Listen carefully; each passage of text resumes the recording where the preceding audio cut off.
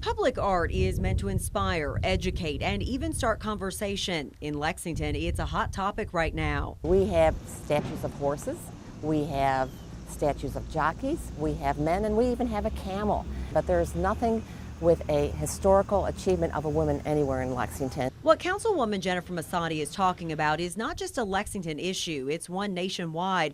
In fact, the Smithsonian says out of more than 5,000 monuments in the U.S., less than 7% recognize women. In Kentucky, records show there are only 4 statues dedicated to women, and out of 2,500 historical markers, only 30 represent women. Lexington artist Georgia Hinkle is the chair for the Urban County Arts Review Board. She says history is complicated and the history of exclusion is even more complicated. Part of it is because many of these larger-than-life bronze monuments were commissioned and erected prior to women's right to vote, prior to 1920. And so we're just now getting around to reconstructing our history with a more diverse point of view. The outcry for more representation of women is part of a nationwide push spurred on by the Me Too movement and the upcoming centennial anniversary of the 19th Amendment giving women the right to vote. This spring, a piece honoring women was installed in Lexington's Wellington Park, but it's not a historical depiction. A nonprofit headed up by Masadi, Breaking the Bronze Ceiling, hopes to change that. The goal is to get a monument erected in Lexington by 2020.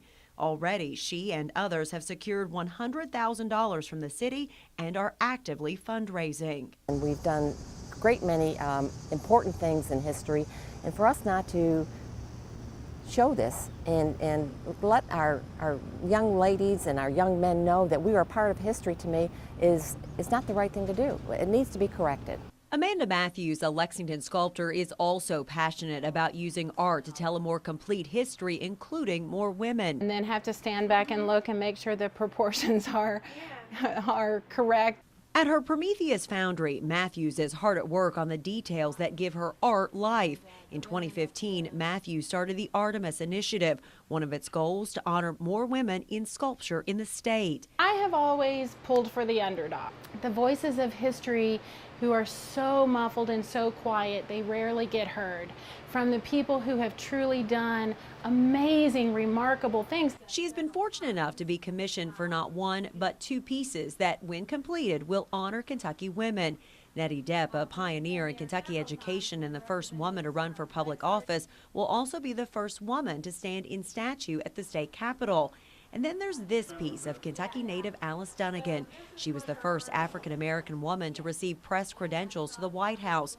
Her statue is headed first for the museum in Washington and then back to Kentucky. I think that especially with these women, I feel a very shared history. In the Bluegrass, there may not be a statue on every corner depicting the great women of our state, but their accomplishments have not been forgotten. It's now a new generation working to make history for those who came before them. It's important for our community, it's important for the women in our community to let them know that we value them and value their contributions.